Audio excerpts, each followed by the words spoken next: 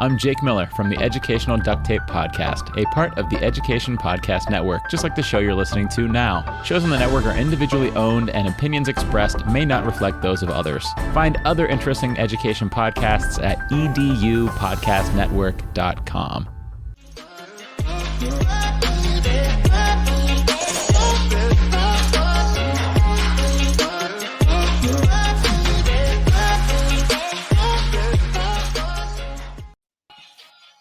Well. Welcome to a very, very special episode of My EdTech Life. I'm the host, AJ Bianco, and I got my man, Alfonso, my man, reflecting on 100 episodes of My EdTech Life. How are you, my friend? Oh, man, I am doing very well. And thank you for everybody who's joining in with our special guest host. I couldn't have thought of a better person, just a wonderful friend, all around individual. And so, AJ, thank you so much for stepping into the host seat today. And now it's my turn to be on the other side as I get asked the questions on my own show. But it's just going to be a wonderful reflection show. So I'm thankful to be here. And again, as always, thank you to all of the supporters. I already see Josh, I see Mel, I see David, I see Tim, and thank you guys for all of your support. I appreciate y'all.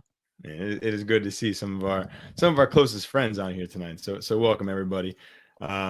Different setup than normal. Yes, Tim. Still misplaced. That's all right. Anyway, so Fonz, this is about you. So let's talk about it. So I'm not going to shout you out, but I am going to shout you out right here. I saw an Instagram live post of you after your 100th episode, and I could tell how much this means to you. That your podcast is definitely your baby. So what made you want to start My EdTech Life? Well, I mean, it all just started I don't know, man. I just pandemic hit. It was like, hey, let's go ahead and do something. Let's go ahead. And I saw a lot of people going live, mainly a lot of educators, trying to share tips and of course that transition period and everything. And that's kind of like in the direction that I wanted to go, but then it just turned into something organic, something more than I thought that it would be, and more kind of steering away maybe from the ed tech and those, but just having those conversations. And it all started April 10th of 2020 was the first episode number 1. And then from then on, it just evolved and just turned into something very different, very organic. And really it just turned into my passion project, just being able to meet wonderful educators, connect and build a PLF. And I see so many people that are joining in right now. Big shout out to all of you for just always being there and being very supportive. And I appreciate every single one of y'all. But that's really where it came from. And now it's really, like I said, AJ, a labor of love.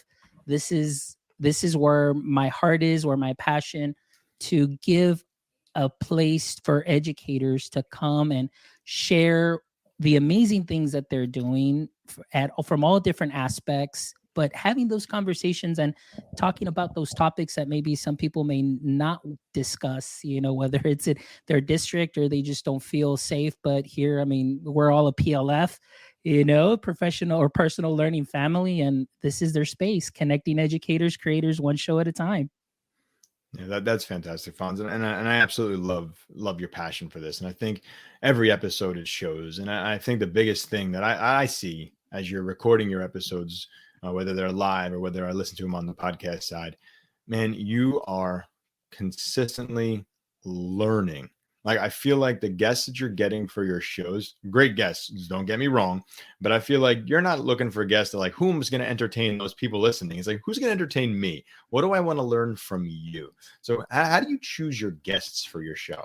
Well, that's a great question. At first it was just really, hey, I'm just getting people that I know that, are doing some great things. And, one thing just kind of hit, and especially during this time when we were all locked up, I was getting the people that were, and everybody was contributing during that time, but just giving them some space to share the amazing things that they're doing. I had like Karina, who's watching right now. She's a librarian, phenomenal librarian here from the Rio Grande Valley where I'm from, and just to get her on the show and give her a voice, just to see what she's doing from a librarian perspective, and just to fill in those different roles and see what's happening during that transition.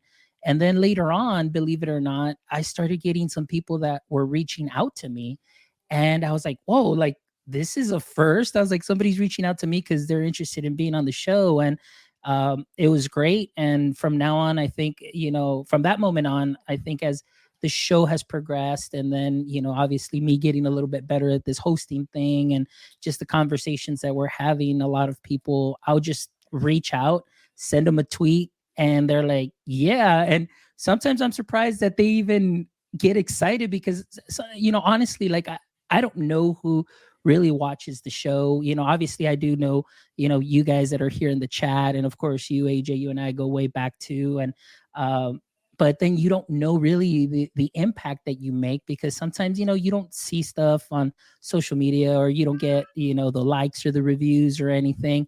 But, I just figured, I was like, even if it's just for one person to spark that change, it's totally worth it. And so now I've just been very thankful that the show has gotten some traction, and now, people are willing to be guests, and that really excites me.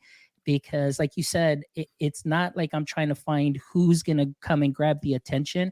It's really, who are the educators out there that maybe have not been given the opportunity to share, and then say, hey, you know what? I see you. I see what you're doing, and I love what you're doing, and I want to learn more about it. And then giving them that place to connect with others. And so that really is how it has evolved.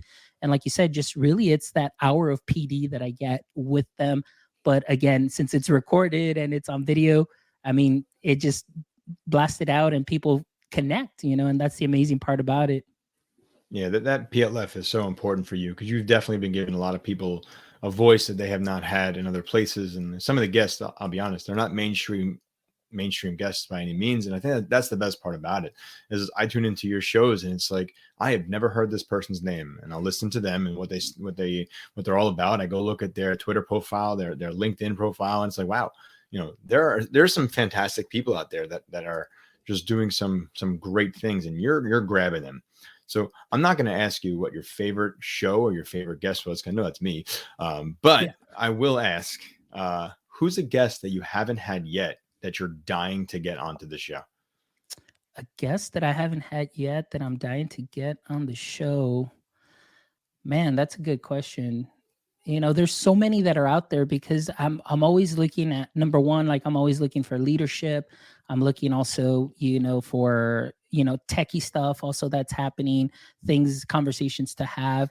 So I'm going to name a few, and hopefully if they're listening or they get to rewatch, then it would be just amazing to be able to have them on. And I'm going to name a couple of podcasters too that I'd love to get on the show too as well, which would be Shay and Pav for sure. Definitely want to talk to them. I'd love to have them on the show as well. And also, as I'd like to have Kevin Leichman on the show. Also, just talk a little bit more about the work that he's doing. And the other one that I would like to have, I would probably say that it would probably be Jennifer Gonzalez, that I would love to have on the show too as well. And just pick their brains, and just to have them share, and just have those honest conversations. And obviously probably pick some more AR VR creators that are out there. And number one though, for as far as VR, AR, NFT, metaverse talk, would be Kathy Hackle. I've tried to reach out to her. I haven't had any luck. So if anybody out there knows Kathy Hackle, and just please send her a link to my page and see if she's down to have a conversation about NFTs and metaverse and how everything's changing, because we definitely need to keep an eye out on that. All right. So that's the homework for everybody. What you need to do is you need to go tweet, Facebook, everybody, LinkedIn, please find a way to reach out to Kathy Hackle and make sure you say, hey, I got a great podcast for you to be on to share your message, and send her Fonz's way, because hey, that's what he wants. That's his dream guest right there. So make it happen. Make it happen. Yeah. Big shout out. Let me give a shout out here to Leslie Altman, who's been wonderful. Thank you, Leslie, as always, for all of your support. I really appreciate you joining all the way from Australia. Abid Patel from the UK. I know it's probably like 2 a.m. over there, but thank you so much for being up and always being part of the show. Josh Tovar, of course. Mr. Tovar, El Carnal, El Paisa, he's here. Gerardo Navarrete, thank you so much for being here as well. Mel and everybody, I really appreciate you all. Tim as well, and just everybody that's here today. I really appreciate you all. And but I just wanted to share a couple things. AJ, I know that you are the host, but I know I do have some clips here, and I want to share some of like a special clip. Like this is my number one clip by a very special person who I will always hold near and dear, because he has always been kind of like that quiet guy that doesn't know the impact that he had on me, and he continues to have on me because of the work that he does, but he's always super busy. But I want to share this clip here, and this is Mr. Al Thomas, episode 17. This right here is what really changed my perspective on the podcasting and where I was going, and it really resonates. And even until this day, I always remember this clip. So here we go. Don't know who's waiting on you to do that thing. Like there is something that you keep denying yourself to do, and there's someone that is just standing there waiting to see it, to be able to engage with it, to be able to come across it. And it is so important for us to get out of our own way, because that one thing that you're doing could be the thing that pushes someone to not make a poor choice. It could be the thing that pushes someone to try a new career path or a new path that they didn't even think that they can do. And it is just so important for us to allow that to happen. That right there, very powerful. That clip alone has resonated with me this whole time, because you never know what you're doing. And so like I went back, like that question that you said, sometimes, and you, AJ, you can relate, man. We have these conversations all the time, and that imposter syndrome hits, and you think like, is it really worth it? Like what I'm doing, is it even making a difference? Is it even doing anything? But man, just when Al said that, if it's just one person, there's one person waiting for you to do that one thing. And that just took me to a different mindset and a different level as far as the podcasting and where I wanted to go with it. And that, like I said, is really what I've used to continue to fuel my passion. Because again, if it's just for one person, it's totally worth it, because you never know the difference that person can make to those around them. And that's really what drives me. It's, you're planting those seeds, man. You sometimes we don't see the return on investment. Maybe you never even hear about it, but it's happening. So it's really great. So I'm thankful for that. Very powerful words. Yeah, that's amazing, because this is something that we've talked about, and something that you push for me in my podcast when I do mine. In education, we're in the long game, right? We're not going to see the impact tomorrow. We're going to see the impact in 5 years when we get a letter from a student saying, "Hey, thank you for changing my life. Here's how you did it." That kid may hate us for so long before that, but that one time, that long game that we play, that one person that we impact, it is so powerful. It makes everything worth it. So the podcast for you, I know, like I said at the beginning, this is your baby. This is what you loved, and watching you grow and taking chances and taking risks in what you're doing has really made you where you're at right now with 100 episodes, and not even a year. That's the most outstanding thing to me. You have 100 episodes in a year and a half. Yeah, a little bit over a year. Yeah. A little bit, right? It's crazy. Yeah, it is crazy. I'm still stuck on 14. So hey, hey, need to learn the but secrets. You know what? Sometimes, AJ, and I'm going to be honest with you. Sometimes it is about quality, not quantity. And I'm not saying that our guests have not been quality, but sometimes there is those pauses in between. But I mean, I still go back and revisit your episodes, man, and I get to learn so much from there. And myself, like you said, I'm a little bit more like, hey, if I want to learn about something, like this is what interests me this week or this month, I want to find some guests so I can learn more about that, because chances are, if I have some questions, other people will have questions. So man, sometimes I'll do 2 episodes a week. Sometimes there's been occasions where I've done 3 episodes a week when things line up, but it's because I don't know, man. I'm just that mindset of I want to know now. I want to learn. I want to see those thoughts and everything. And so that's why I think I've made it that fast to the 100 episode mark. And it hasn't been. It's been a lot of work, to be honest with you, a lot of time. But like you said, it's when you're passionate about it and you yourself are learning, but you're bringing learning to others. It really definitely makes it worthwhile. So it's really exciting for sure. Absolutely. Hey, big shout out to Javier Trevino. Javier Trevino, met him in fifth grade, fifth grade in elementary. So it's great to see you, Javier. Big shout out. I can't believe some of my old classmates are here. Appreciate it.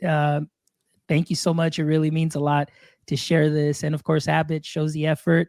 See the effort Fonz puts into every joke. It's no joke. It's a stellar effort. Thank you so much, Abbott. Abbott owns the record for the longest intro without a pause in the history of my EdTech life. Awesome episode. By the way, you need to check it out. Abbott is just a wonderful person, passionate educator. So definitely check him out for sure. Absolutely. All right, there we go. Look at you. You got Josh Tovar.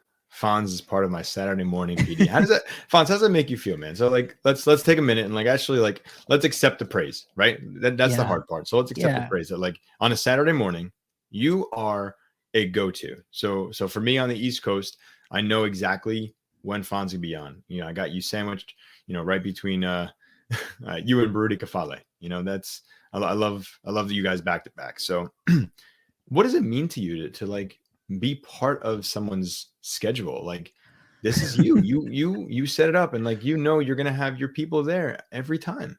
You know, to be honest with you, it never really hit me until now. I mean, just hearing Josh say this, and I know Josh shares, and he's been on me for sometimes like, oh, hey, you haven't done the show, or you haven't posted this, or you haven't posted that.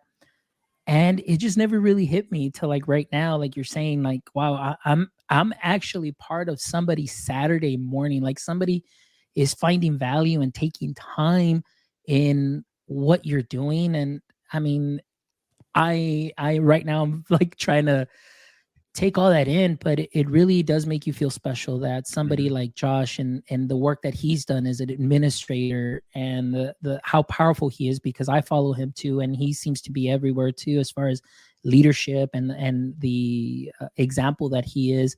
It really means a lot, and it's a huge honor, and I'm thankful for him being part of my PLF too as well, and him sharing all the episodes and being here tonight, being there on Saturday mornings and things of that sort. And like with Javier and also, I mean, Gerardo and all the people, it's great. People just enjoying their cup of coffee and doing some learning, and just while I'm learning too as well. So it's really powerful, man. It really means a lot. It's good. And I'm glad you're not stopping too. So, I mean, that's the biggest part. Like, you don't have a vision to stop. You just you're gonna keep going. You're gonna keep learning, keep growing. I think that's the best part about this. Yeah, for sure. And so definitely, and that's the next thing, man. I'm excited for the next 100 episodes, and I'm already just thinking that far ahead, and we'll see what happens after that. And as I continue to learn and people continue to learn and find value in the show, and that's what it's all about, man. It's just like and to be honest with you, I mean, a lot of us do this. We don't get paid to, I don't have sponsors. I don't have people pay for anything. I mean, everything's out of pocket and so on. And I don't care, it's like, I love this because this is my passion, and I want to bring it to the world. And, to me, like I said, the biggest return on investment is that people find value in the guests that come on, because really, if you look at all my episodes, I just sit here and I just ask questions, but man, the guests just go to town, and I'm here learning and just soaking it all in real time, just like everybody else. But to me, that's where I find the value in that I'm learning and the people are learning, and I'm investing in the educator community, which is the community, or education is the profession that has given me so much and opened up so many doors, that this is kind of just my little way of giving back to all of those educators that are out there that may need, just somebody to inspire them, somebody to say that one thing like Al did, somebody to come and just mention something new like UDL, to learn from that, or more than anything, see the human side of my guests. And that to me is the most important, because sometimes when I compare myself, and at the very beginning of this, I was comparing myself to the Chris Nessies. I was comparing myself to, Bradbury also. Oh my goodness. And I was like, man, I'm never going to be Jeff Bradbury, never be that caliber and all that stuff. But, I kind of just had to be who I am. And I just said, you know what? A lot of people look up to some of the guests that I've had on Edu Twitter as leaders, as thought leaders, and so on. And sometimes they may feel a little maybe scared or intimidated just because of the level of, where they're at. Mm-hmm. But then slowly I started learning that they're only human. Like they're the same. They didn't get there by luck. They got there by hard work. Mm-hmm. And I love for them to come on and to share their stories, to show others like, hey, yeah, I know you look up to me. Yeah, I know I've done this body of work, but I'm only human. I struggled.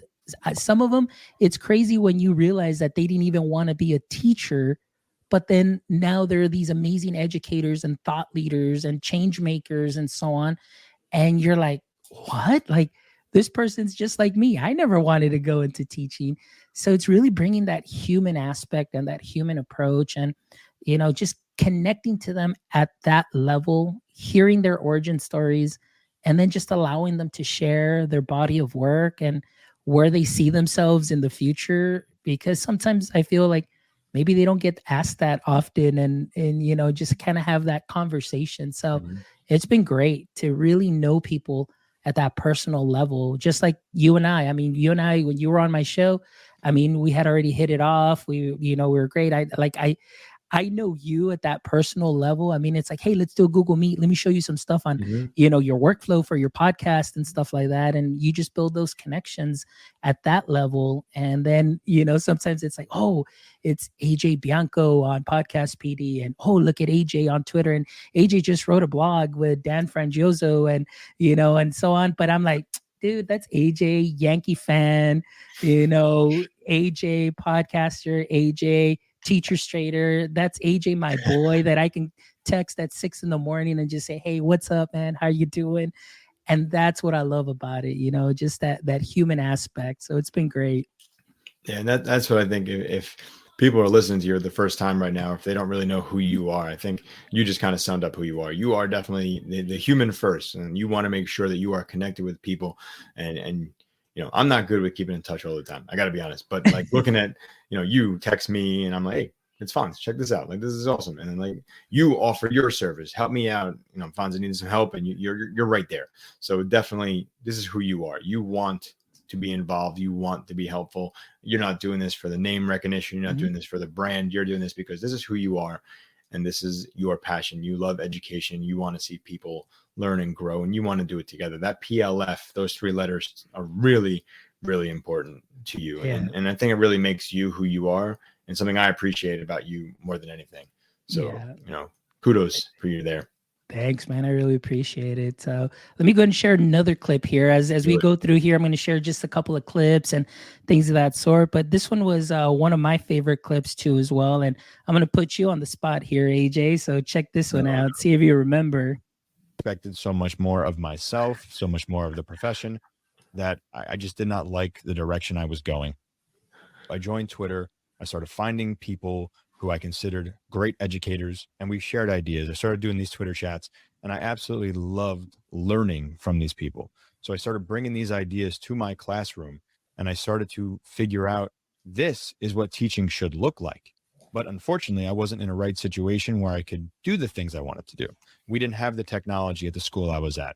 I'm not bad mouthing anybody. It's just the way things were. Everything was very much state testing where I was and getting kids ready for the test. And I just couldn't find the time to get kids in New York ready for a Regents exam and have some fun. So now I feel like I have morphed into a different educator because I know what education looks like. And I feel like I want to treat my teachers, and I want them to learn so that they're not doing what I was doing 15 years ago.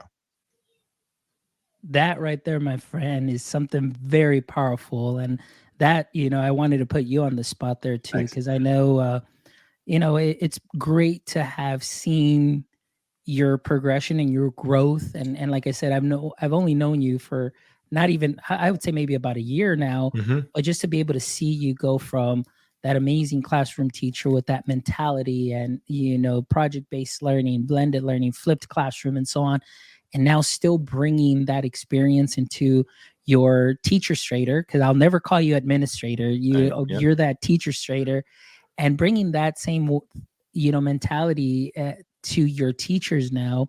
And I think that's wonderful. But the fact that you were willing to admit to say, hey, you know what, I need to change. How can I change and how can I improve? And now, you went out, sought your PLF, and now you're you're amazing teacher strater, and this is only the beginning.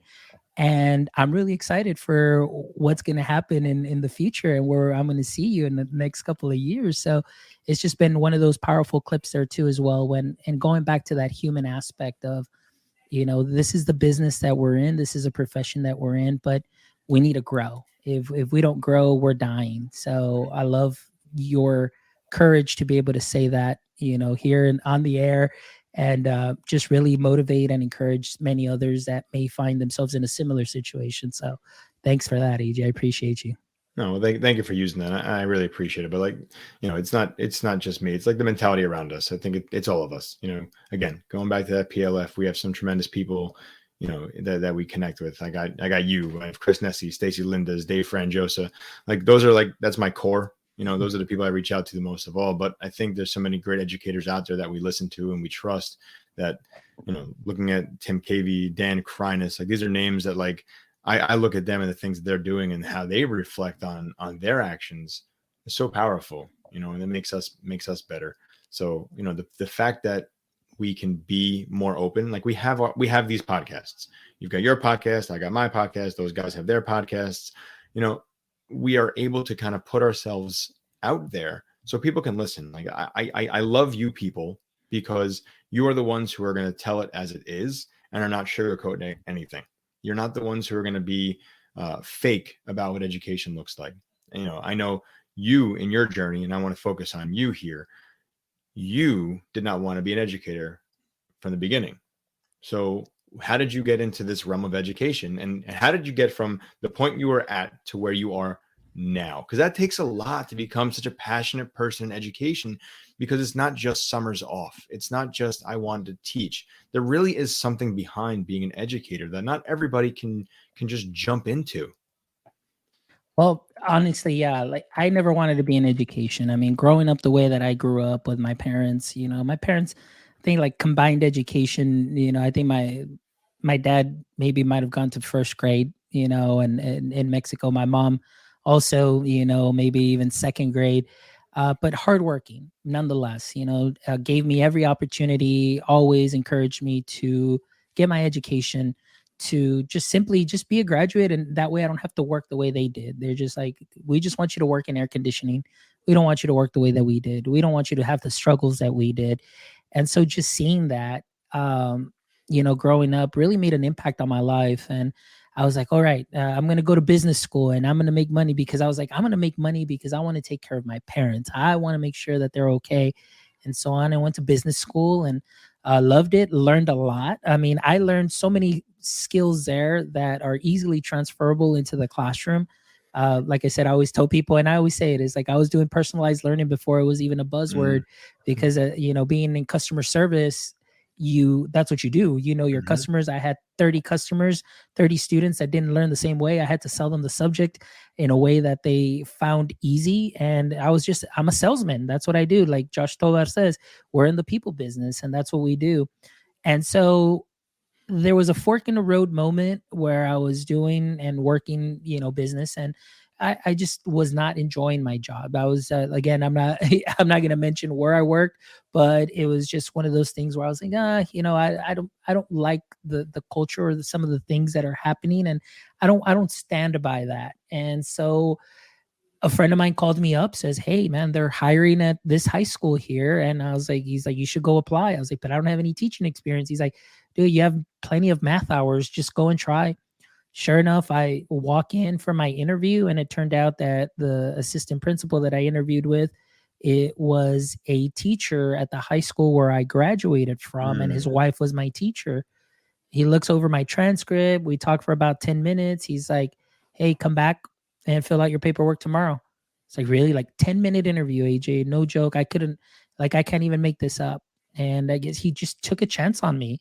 And the first thing I remember going to just being the new guy there, not knowing anything. And they handed me 2 binders of transparencies back in the day. Yeah, I had transparencies. And they're like, here you go. Oh, and there I go teaching without any experience at all whatsoever. But I had 2 great mentors that were there with me every step of the way and would help me out with, hey, make sure you do attendance. Hey, make sure you turn in your grades and do this and do that. And they just really helped me. And once I started teaching, I absolutely fell in love with it. I mean, I cannot deny the love and the passion that I have for this profession. Like something just clicked, and I am just so heavily vested in education that I just continually learn, and I want to learn, and I guess we all do. It's in some extent say, hey, we want to leave a mark. We want to be those change makers, those ruckus makers, to just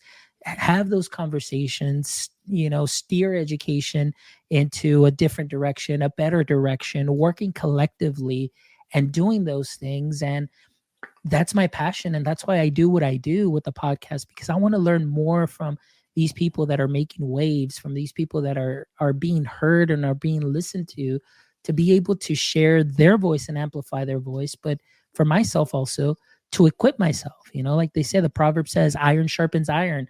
I want to sharpen my skills. I want to be ready in season and out of season for any kind of questions, conversations, and things of that sort, and see where education is headed.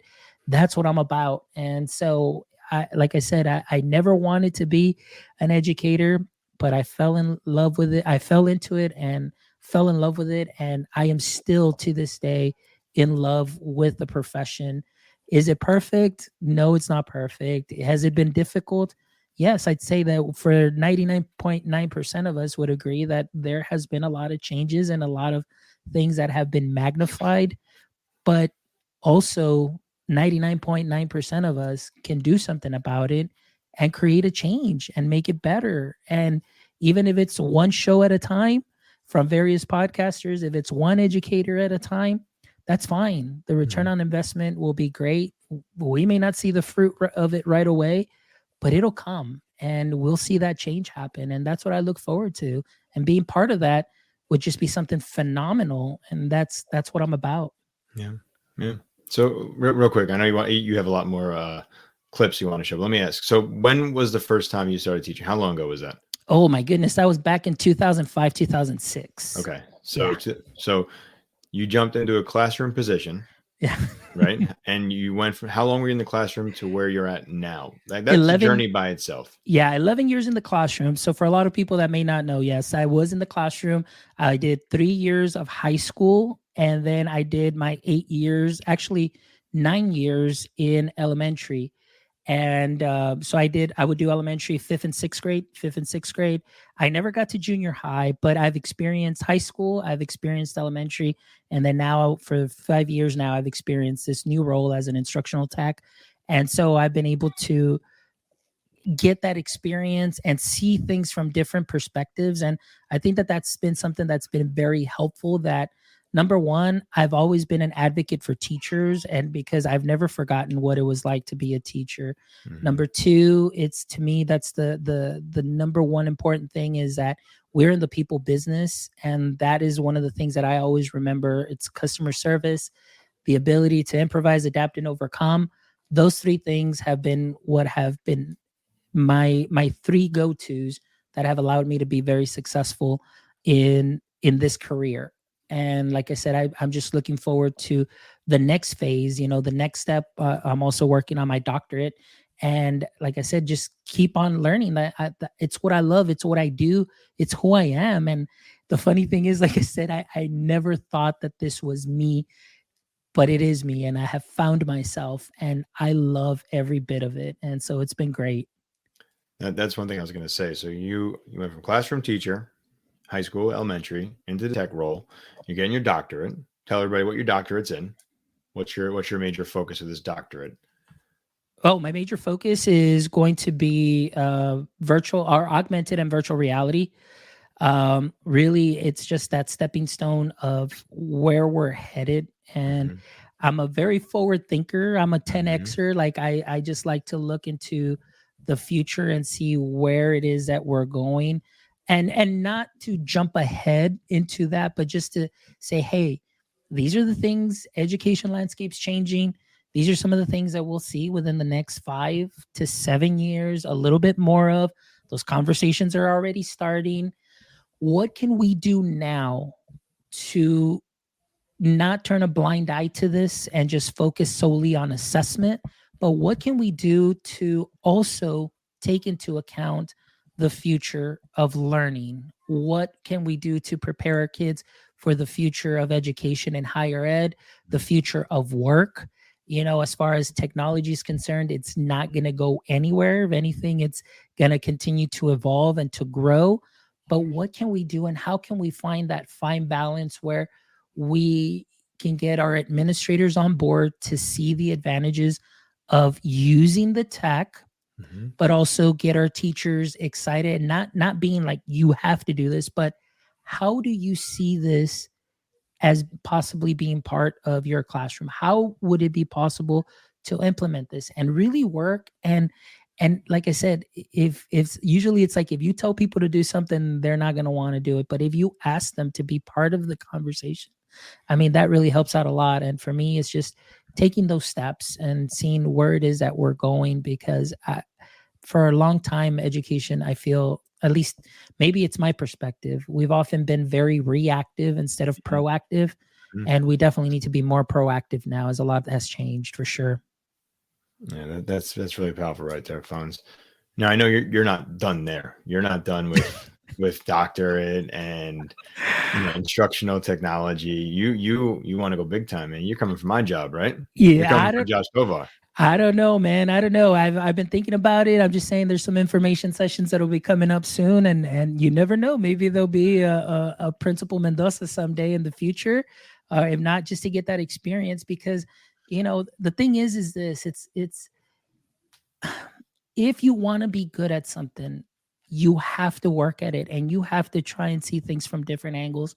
And for myself, that's why I love listening to you on your podcast, and to you when you do the Unlock the Middle show, with Josh when he does Unlock the Middle, with Tim also when he had Todd Whitaker on there, the Unlock the Middle guys. I love hearing the viewpoint from leadership, and just to see that aspect too. I mean, I want to make sure that if I ever come up with something that nobody could ever say, well, you never did that. I was like, no, I want people to know, like, hey, I was in the high school shoes. I was in the elementary shoes. Mhm. I was in the tech shoes. I was up in the central office shoes.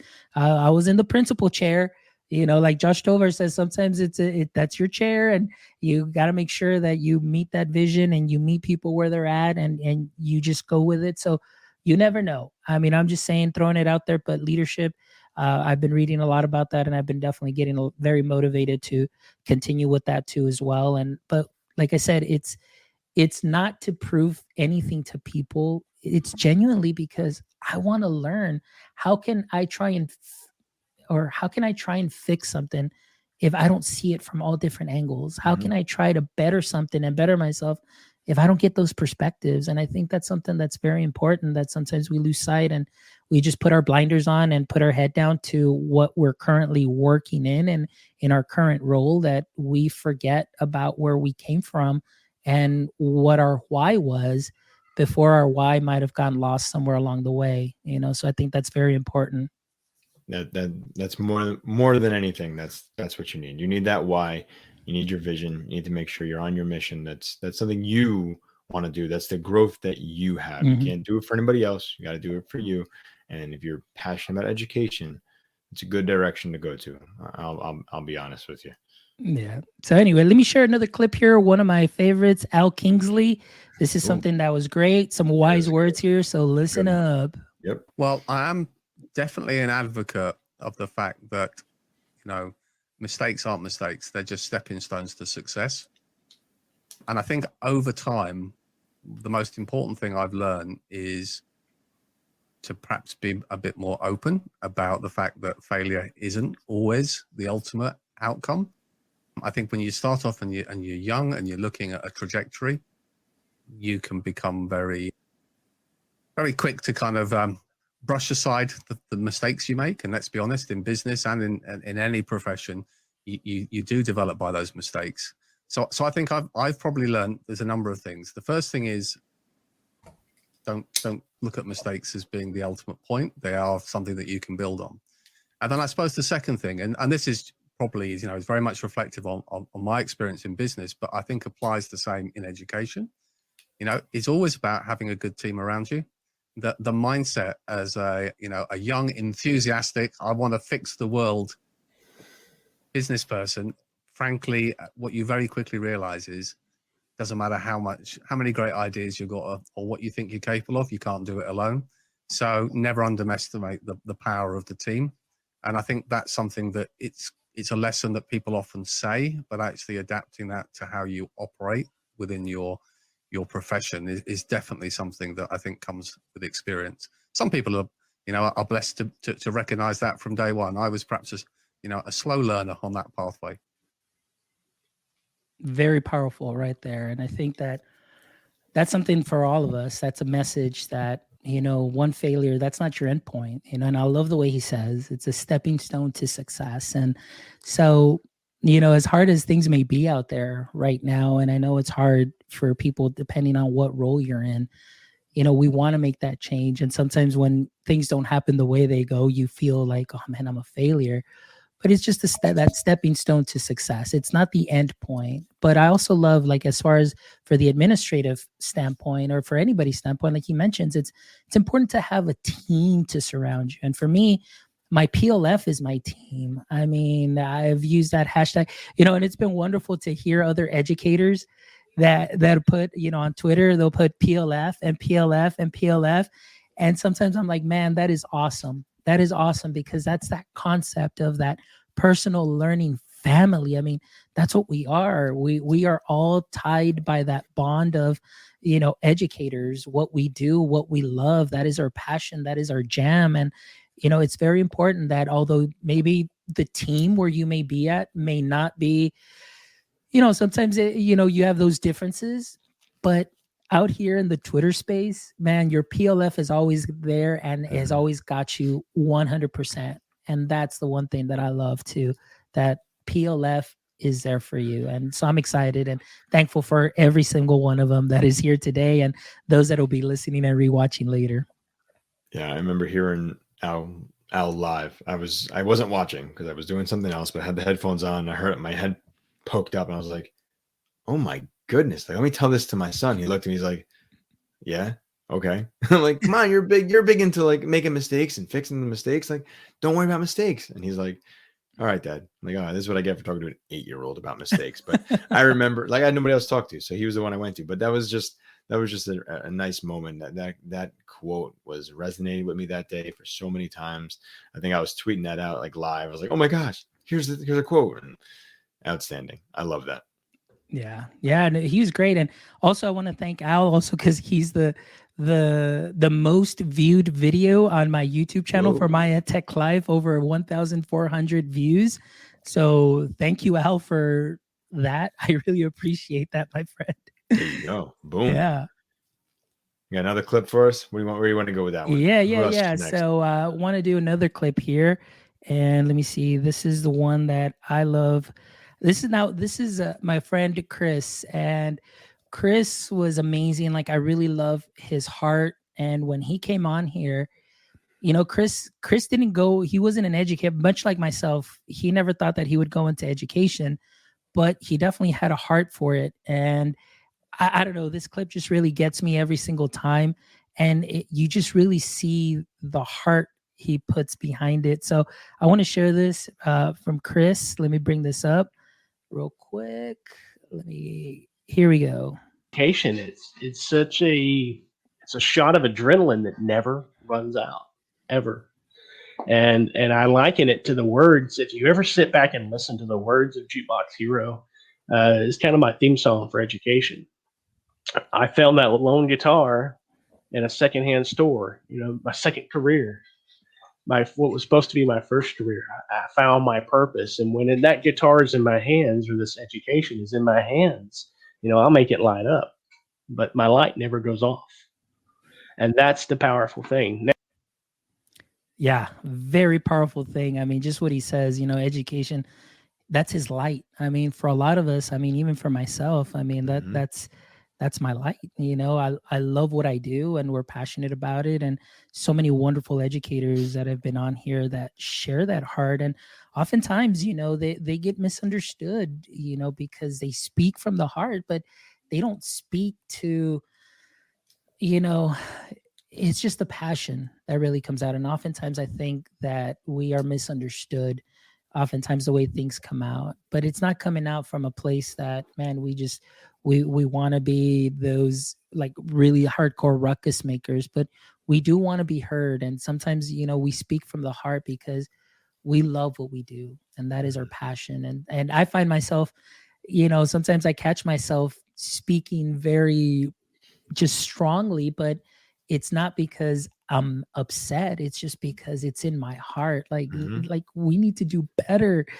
Why can't we see this? I just want to see like, hey, let's open up our blinders and let's look at really what the problem is, instead of trying to avoid it or go around it. But let's make those changes, that meaningful change. So I, like I said, it's very powerful. So I'm really thankful for Chris for sharing that. I think it was a short clip, but definitely very powerful. And even one of the things that I want to show you, and that I talked about real quick before I get to some of my flip grid. Thank you so much for those of you that filled up the flip grid. But we're talking about the human side, and we're talking about people that we look at on Twitter that we see like, man, these guys have it together. They're posting on this. They've got books out. They're, doing conferences, and they're, keynote speakers and so on. But this is something that when I interviewed this person, who has now, my biggest, I respect him so much, and has now been like a great friend too, as well, and a great part of my PLF. When I heard what this person is about to say, I was thrown back. I was like, wait a minute, but you're the ed tech guy. Like this is you. So I want to share with everybody, and hopefully, like I said, those of you that are watching live, really like just get to hear the impact, because it took me by surprise, but just to show you that we are only human. So check out my boy here. What's something people might not realize about me? I struggled last school year. Last school year was really hard for me. I've been a tech coach for 5 years prior to that. This was my first year back in the classroom since 2014 or something like that, being a full-time teacher, not just going in and co-teaching as the tech coach. And before that, my last time teaching science was 2010 or something like that. So it was a really difficult year for me. And I was working my tail off and doing my best, doing all that I could. And when I heard a term thrown around like learning loss, that stung, because I'm like, listen, we're doing our best. What the students did last year was just amazing and unreal, that they persevered through that really difficult situation they were in. We're like, listen, we're going to do this remote. You're going to be on Zoom, and then sometimes you're going to be in person, and some other kids are going to be on Zoom, and then this is going to happen, and that's going to happen, and then like, then you're going to wear your masks, and then you're going to come in, but you're not going to be allowed to be close to people, and you're going to be 6 feet away, and you're going to have a plastic shield around you, and like all this crazy stuff. And that they persevered through there. And then for anybody on the outside to say that the students lost, I mean, they had a bad situation, but to call it lost just seems unfair. We just had the Olympics wrap up a couple weeks ago. So, I mean, that was powerful to hear Jake say that he struggled last year. And, like I said, Jake, I love you and everything, but I really appreciate that moment of vulnerability and transparency, because sometimes people see the persona that's on social media, and they think, like I said, like I mentioned earlier, they think like you've got it together, you're on top of the world, like you get paid thousands of dollars to do what you do and to do your podcast and Maya Tech Life, and Jake's got books and so on. It's like, we're human, and that's one of the things, like you mentioned earlier, it's always knowing the human first. Knowing that person to me means so much, because we can all learn from that. And so, like I said, that's one of my favorite clips to show, because people need to know, like, what we're going through. Everybody's going through, no matter where you think you may be in the social media echelon, and within the edu space and Twitter swirl and Twitter space and all of that. We are only human, and so it's very important to know that. Man, that's a good clip. That's something I don't think about. I hate the term learning loss. I know that one. It's something I spoke about many times, but just to look at it that way, that it's just a slap in the face to the educators who've been doing it for so long and so hard, trying to make it happen. People didn't think we can make it happen. We make it happen, and now you're saying, oh well, all the things you're doing, they're still lost. Our kids are just not getting it. So, nice job there, Jake. I appreciate that. Yeah. All right, my friend. Well, let me go ahead and just share. I know that we're winding down, and maybe you'll have maybe those 3 questions that I always ask people, or maybe you have a couple questions at the end. But I just want to share some short clips from some of my friends that may be watching right now, also that are on. This is a Flipgrid, thing that I put out. Just anybody wanted to share something, and there's a couple of people here that might be present, but one of the people that I would definitely like to give a special thanks to as well would be to Mel. And Mel, thank you so much for being a supporter. Thank you so much for catching the shows. Thank you so much for also sending me messages, checking up, see how I'm doing, things of that sort, and just be able to connect with you, and just to see you also be a wonderful connector, and just the amazing things that you're doing. So I wanted to share this short little clip here. Want to say a huge thank you to Fonz, because basically he has created such an amazing space for everyone to share, and to really just have these new connections. Really love the idea of this power of connections, being able to connect with people that maybe you would have never done so before, and just giving people the space to share their story and to share many different things. And if we didn't have that space, we wouldn't know about all these different people and how amazing these people are. And I think Fon's been on quite a journey himself, being able to really connect with all of these different people, and allowing an audience, a public audience as well, to actually, be able to learn and, continue to grow and connect with others. I think that's amazing. So thanks so much, Fonz. We really do appreciate you. And I'm sure that as being a guest on your podcast as well, really do appreciate that opportunity that you've given myself and so many others. Okay, thank you so much. Bye. Oh, Mel, thank you, Mel. She is so awesome. Thank you. It was just a beautiful, beautiful message. I loved it. And let me throw another friend of mine out there. She's here right now, so she's going to check this out. Here we go. Hey, Fonz. It's Amanda Macias here. I wanted to say congratulations on your 100th episode. I can't believe that since we've connected over the last few years, and I've been on your show, just the amazing conversations that are being had in this space, and the connections that we're all making and learning from one another. I can't tell you enough how much I've really enjoyed your mantra of get clicky with it. I think I've used that so many times this year.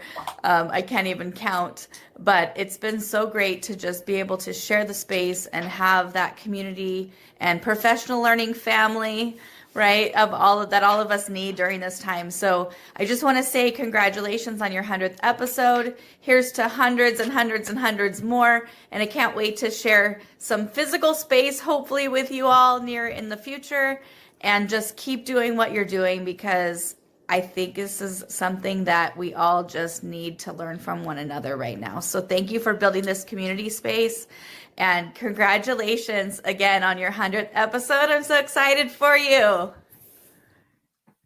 Thank you so much, Amanda. I appreciate it. You're just wonderful. And she was a guest, and from the get-go, she was there from the very beginning, like the very when I my backgrounds were different, and I was still trying to figure out this whole podcast stuff. But it's just been great, to watch people come along for this journey and finding that value. And it's been great that they've seen me grow, but then I've also seen them grow professionally, each within their fields. And it's great. It's just great energy. You feed off of their success, and then they feed off of your guests and your success. And it's just that connection. Like, we're all in this together, and that really means a lot. And so I want to share also a couple more. They're pretty short, but here's Matt Rhodes.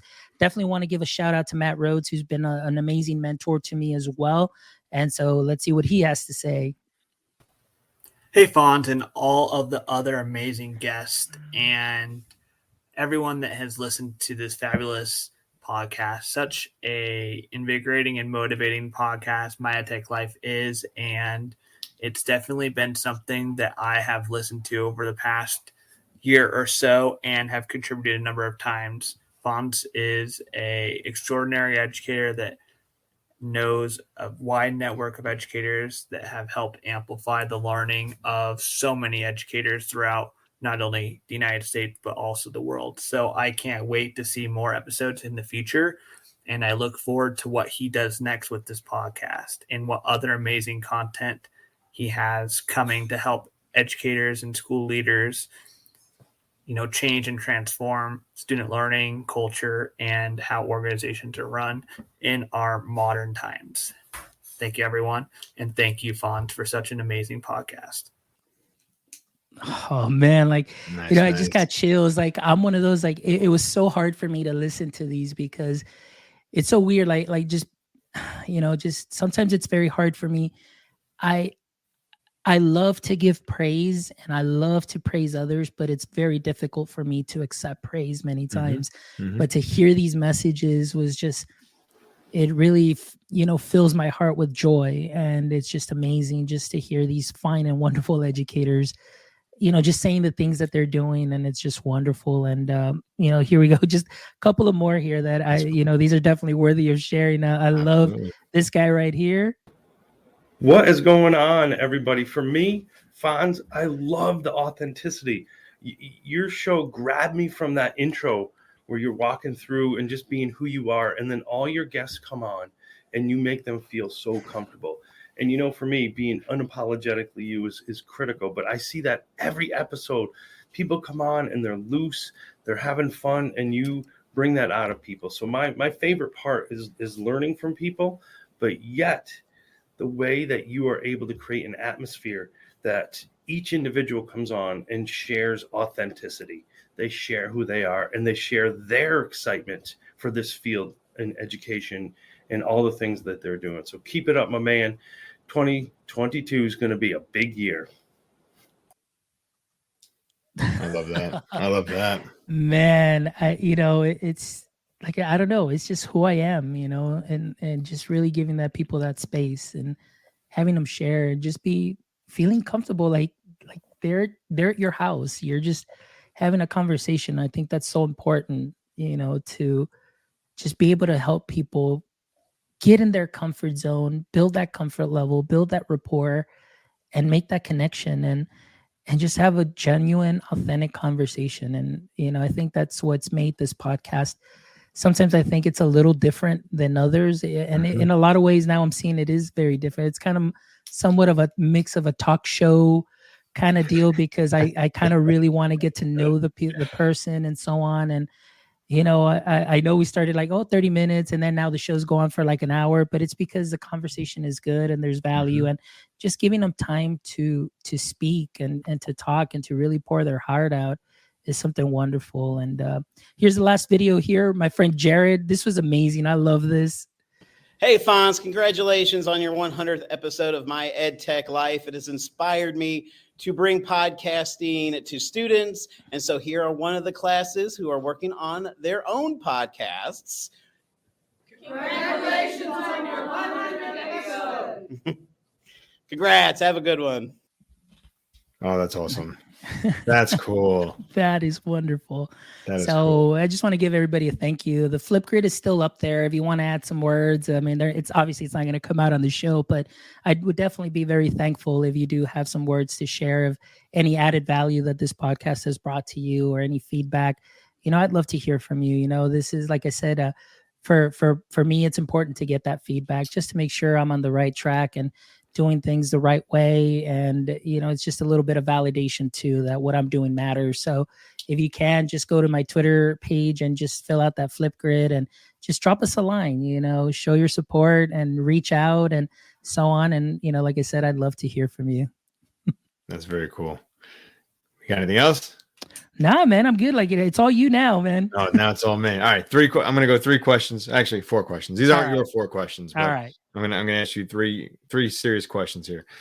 What advice do you give to other educators and podcasters out there looking to do what you're doing? Just do it.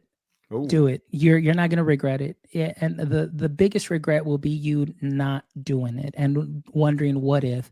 So if this is something that you're really interested in and you think like, hey, I want to do this, I want to jump in, just do it. There really isn't a formula for it. Many people write books about it. Many people say, hey, do this, or you got to do that, and you got to do this.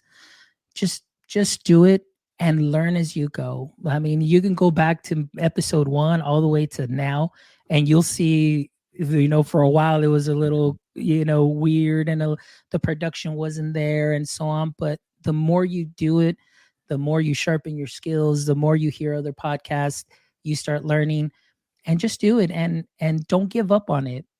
Just continue going forward, and don't ever be intimidated by saying, hey, like, let me reach out to somebody on Twitter, let me email somebody. Just do it. Email them. You'd be surprised. Like this last guest, George Corus, I was like, George Corus, like he's probably too busy, he wouldn't want to be on the show. And then I was talking to George, and then he's like, but in pre-chat, he's like, man, I like your stuff. I like what you're doing. I follow you on Instagram and this. I was like, what? George Corus said he liked my stuff. Like, you just don't know who's watching and listening. So just do it. Don't, but number one thing, don't compare yourself to others. Find your own style. Let it come from the heart. And you'd be surprised how comfortable you get when you stop trying to be like others and you find just that little niche and that little space and that angle that is all you. I mean, just go for it. And then after that, get a little bit of what all these other guys are doing that is great, and then just sprinkle it on lightly to your practice so you can serve up just an amazing, amazing podcast to people. I love that. All right. Favorite podcast or go-to podcast that you have to listen to when it's released? Oh, for me, lately, every Monday, it's like I'm waiting for Punk Rock Classrooms. Mike Earnshaw, Josh Buckley, and they were guests on the show. I look forward to their stuff in the sense that, I look for that leadership component, like Mike Earnshaw, Principal Extraordinaire. Definitely check out his book. I love to hear his reflections. He's authentic, he's genuine, and he's really transparent. And that's the one thing that I love, that he's not afraid to put himself out there with fear of maybe somebody saying something or whatever. I mean, he lets you know how he's feeling. And to me, I think that's something that is very important and adds value that I can connect with. Josh Buckley, also, great administrator, Title I specialist. But it's like the reason we connect is because we used to be like punk rock kids. And I can relate to them, and just bringing, like they say, that ethos of punk rock, the DIY, build a scene, and build up your crew. And that's what I'm all about. So every Monday morning, I'm there on Spotify. Boom. I got to listen to those guys for sure. That's outstanding. All right. What are you learning right now? Right now, actually, I'll show you what it is that I'm learning. I'm reading Josh Stamper's book, Aspire to Lead. Boom. So this is where I'm at right now. So I'm really excited. Like I said, reading a lot of books on leadership. I also have Daniel Bauer's book also as well, that I have back here, the Mastermind book. Mm-hmm. I highly recommend that book too as well. Anybody that's just in leadership or leadership role, but all those skills are very transferable to any current position, whether you're a teacher. And like I said, you take those bits, sprinkle them onto your practice, and man, it really makes a difference. And it really helps open up your eyes to just, again, see things differently from a different lens and continue to grow and continue to learn. All right. Last one for me. What's next, Fonz? Another 100 episodes, AJ. Another 100 episodes. I am excited. Like I said, I'm just gonna take just probably after this coming week. We have our break. I'm gonna do my last 3 shows for 2021, so I'll actually be up to show 103. And then after that, I'm going to take a short little break, probably till the end of January. But we're going to come back with some amazing episodes, some amazing guests that I'm going to try and reach out to, and just to bring back, and even bring back former guests, just to see how things are, how things have changed. Has there been any change? What are we seeing? And just kind of take it from there. But I'm just, like I said, really excited to just continue on with the podcast, bringing you the best of myself each and every week. And then, of course, continuing with my studies, and, we'll see where that goes to as well, professionally and personally. So I'm just really excited, and just want to give a big shout out to my wife, my beautiful, beautiful wife, Angelica, who's been just so supportive of my EdTech life, and just always behind me and giving me tips and saying, hey, do this, do that, do it this way, do this, and so on. And I love it, so it's just been great and wonderful. And I just can't wait for the next 100 episodes. Oh, that's fantastic. Is there a book? Is there a book coming? Yeah. There'll be a book coming out. Working on that, so it'll be coming out, soon. And it's going to be a different angle, different perspective on things, but it's going to be a great project that I think it definitely amplifies creativity, but it's going to amplify maybe creativity in a different way. And it's definitely going to be geared for pretty much anybody, like teacher to district leader and, above, because of what it's going to do and what I have a feeling it can do. So I'm really excited, because it's definitely a lot of people took part in this. And so I'm really excited for that. And so we'll see when it'll come out. But like I said, it'll come out soon, and it's going to be definitely worth it. There you go. There you go. Well, Fonz, I mean, that's it, right? I mean, that was fantastic. I appreciate you inviting me on. Hopefully everybody out there listens and learns a lot from you. I know I have learned a lot these past 100 episodes of yours. I hope everybody continues to listen to you, to listen to your passion and understand your desire to bring that PLF to life. And I hope that there's one day that we can be in the same room together when this darn pandemic is over, and we bring everybody together. But Fonz, thank you for allowing me to grill you for my EdTech life. And I'm going to say it, but hey, you're part of my PLF. I'm part of your PLF. Everybody out there, we're now one big PLF. And all y'all out there, stay techie, my friends.